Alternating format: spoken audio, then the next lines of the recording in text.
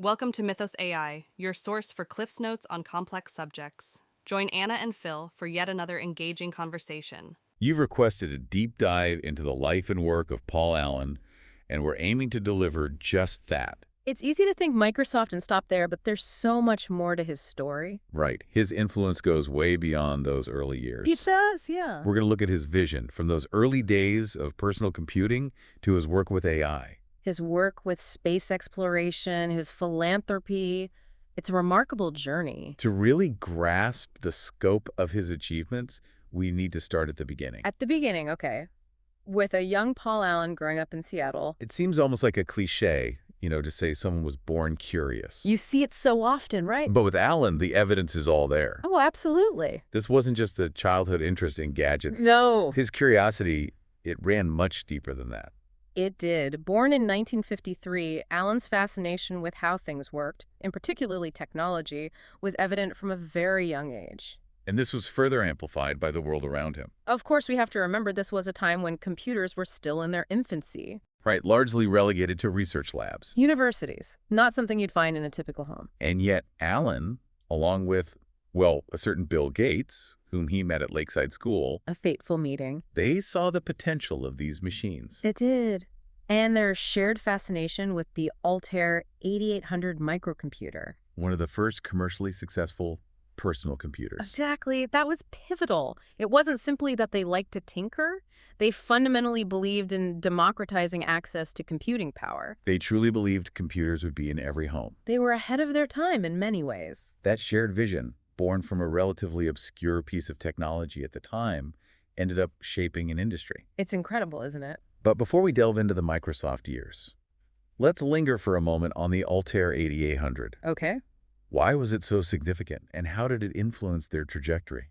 Well, the Altair 8800, while rudimentary by today's standards, represented a paradigm shift. It was a tangible sign that computers weren't destined to remain these expensive, inaccessible behemoths. It was a sign of things to come. Exactly. For Allen and Gates, it sparked that realization. We can write software for this. And that's precisely what they did. They did. And that software was Microsoft Basic, correct? Exactly. BASIC, a relatively simple programming language, was already around, but Allen and Gates saw the opportunity to create an interpreter specifically for the Altair 8800. So they weren't creating something entirely new. Not in terms of the language itself, but But they were adapting it, making it relevant. precisely. And this became their first commercially successful product. It demonstrated their ability to not only understand the technical intricacies of these early computers, but also to anticipate the needs of this nascent market. It's interesting how they targeted not the end users like we think of with software companies today, Right. but other hobbyists, nascent developers. Precisely. They understood that the real power of the personal computer lay in making it a platform for others to build upon. They weren't just selling software, they were fostering an ecosystem. And this strategic thinking, this understanding of the broader landscape that proved invaluable as they transitioned from this small software outfit to a company on the verge of reshaping the entire computing world. It's a pivotal moment in their journey for sure.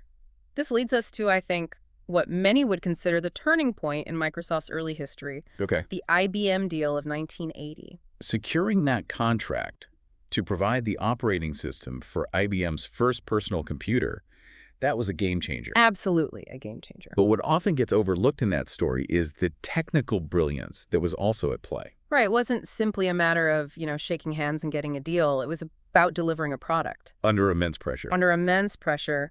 And what they delivered, Estes, became the foundation for personal computing for years to come. For those that aren't familiar with the ins and outs of early operating systems, it's important to understand, MS-DOS, this wasn't just some software running in the background. No. This was the bridge between the user and the hardware, the set of instructions that made everything work. Exactly. And what's remarkable, really, is that Microsoft at that time, they didn't even have a fully developed operating system ready to go. They didn't. They acquired the rights to an existing system. Oh, wow. QDOS. And Allen played a critical role in adapting it, refining it to meet IBM's very specific needs. So this wasn't just coding. No. This was technical vision and execution. Technical vision, execution under pressure. Huge amount of pressure. The impact of that deal, It really can't be overstated. It can't, no. It catapulted Microsoft to the forefront of the entire industry. And it wasn't simply about, immediate market share, which of course it did, but it established a standard. It did. Because IBM at that time was such a dominant force in computing, choosing Microsoft, it gave them instant credibility. Yeah. Someone listening to this might be thinking, this is ancient history. I use a completely different operating system now. But the legacy of that deal, of Allen's technical contributions, we still feel it. Oh, absolutely. It shaped the way we interact with computers, this whole dominance of a software-driven approach. But, Allen's journey, it doesn't end with Microsoft's rise. No, it doesn't. And it takes a bit of a turn, as you mentioned, with his Hodgkin's lymphoma diagnosis in 1983. Yeah. This event, as challenging as it was, it marked a really pivotal shift in Allen's life. It did. While he remained on the board of Microsoft, he retained his stake in the company. He stepped back from day-to-day operations. He did. It's a moment that I think many people face, though maybe not in such a public way. It's reevaluating priorities. Oh, absolutely. In the face of mortality. Yeah. And for Allen, this shift, it led to a broadening of his horizons, really. It did. It led him to channel his energy, his resources, into this remarkable array of endeavors, really reflecting his diverse interests, his desire to make a meaningful impact beyond just the world of software. And this is where Vulcan comes in. This is where Vulcan comes in, yes. In 1986, he established Vulcan Inc.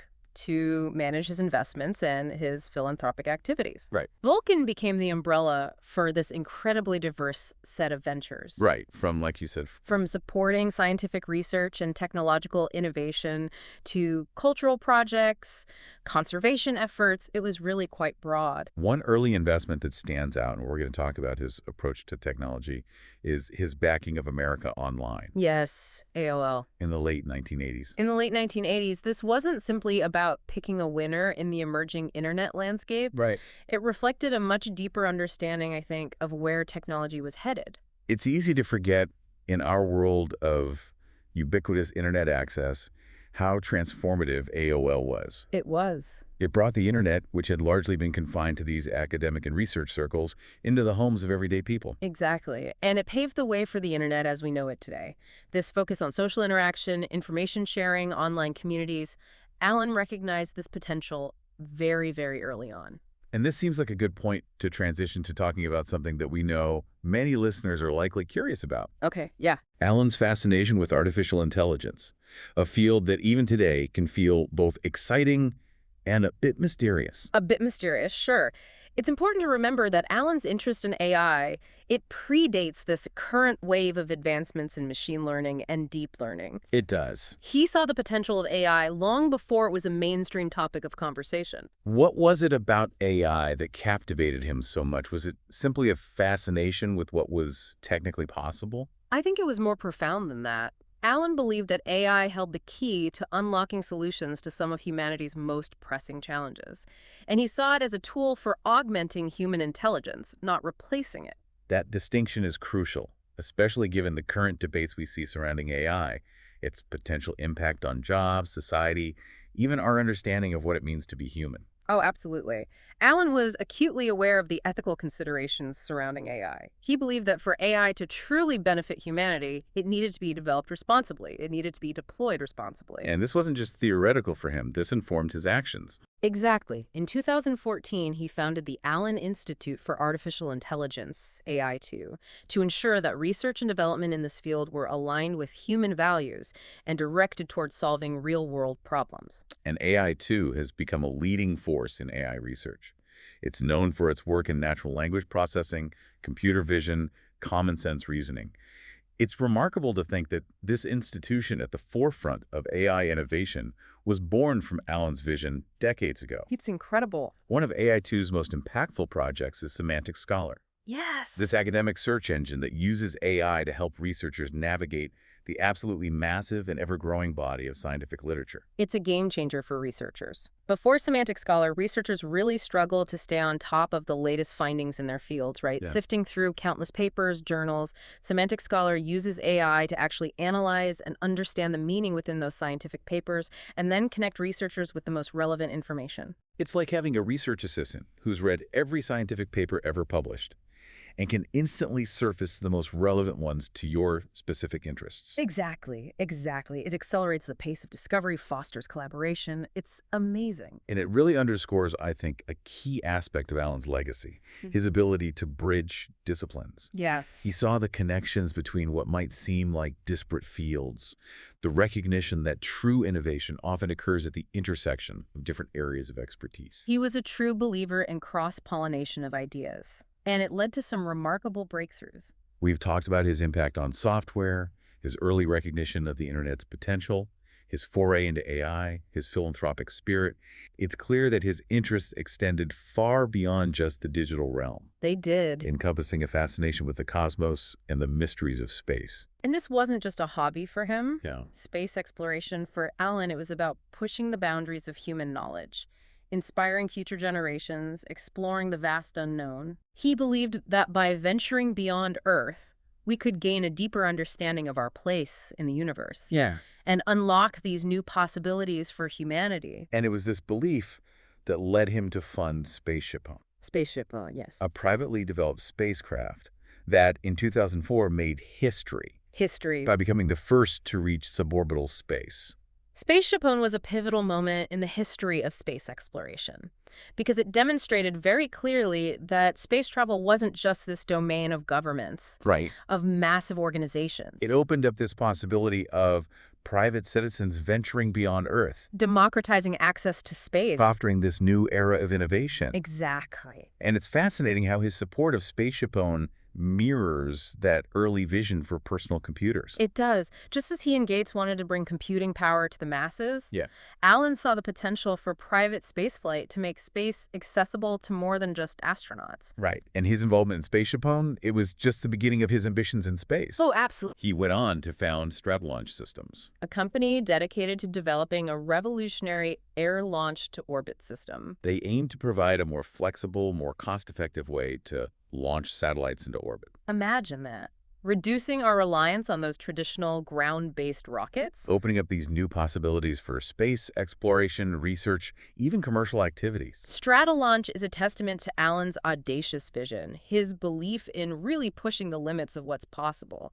He understood that to achieve great things, you have to be willing to take risks. You have to embrace bold, ambitious goals. And he did that time and time again. It's this unwavering belief in the power of innovation, coupled with, as we talked about earlier, his profound generosity, And commitment to making a difference. that really defines Paul Allen's enduring legacy. It does. His contributions extend far beyond the realm of technology, touching countless lives through his philanthropic work. In part 2, we touched on Paul Allen's philanthropic spirit, but we really need to give this aspect of his life, his legacy, the attention it deserves. His dedication to giving was as diverse and impactful as his work in technology. Absolutely. He wasn't just writing checks. He was deeply engaged in the causes he supported. He really was. Take, for instance, his work in global health. Okay. Through the Paul G. Allen Family Foundation, he committed over $1 billion to the fight against infectious diseases. Wow. That included support for developing new drugs, vaccines. A great example is his response to the Ebola outbreak in West Africa. Yeah. He recognized the urgency of that crisis, the absolute need for a swift and coordinated response. His efforts were critical in containing that outbreak and saving lives. And his philanthropic endeavors, they extended beyond global health, of course, to protecting our planet. His commitment to conservation ran deep. Through Vulcan Inc., he supported initiatives to combat illegal wildlife trafficking, initiatives to protect ocean health, preserve endangered species. One project that stands out, it's less well-known but incredibly impactful, is the Great Elephant Census, A massive undertaking. to survey elephant populations across Africa. This data has been crucial, informing conservation strategies. It's another example of Allen's approach to problem solving. He didn't just fund research, he funded action, and often on a massive scale. He knew that to create real change, you need both the data and decisive action. His legacy extends, I think, beyond the specific projects, even the vast sums of money that he donated. He changed the way we think about philanthropy. He really did. This idea of leveraging wealth and influence to create change, to inspire others to give, to demonstrate that some of these seemingly intractable problems can be tackled. He wasn't afraid to think big, to tackle the most challenging issues facing humanity. And so, as we come to the end of our deep dive into the life and legacy of Paul Allen, Yeah. what stands out? His unwavering belief in the power of human ingenuity. He was a testament to the fact that one person can make a profound difference. He challenged us to dream bigger, push the boundaries of what's possible, and use our talents, our resources to make the world a better place. His story is a reminder that life is precious, time is fleeting, and that the greatest legacy we can leave behind is one of kindness, of innovation, and a commitment to making a difference. And I think that's a fitting note to end on. I agree. Thanks for joining us on this deep dive into the extraordinary life and work of Paul Allen. Thanks for listening to Mythos AI. Stay tuned for more concise insights. And remember to hit the like button and subscribe for future episodes.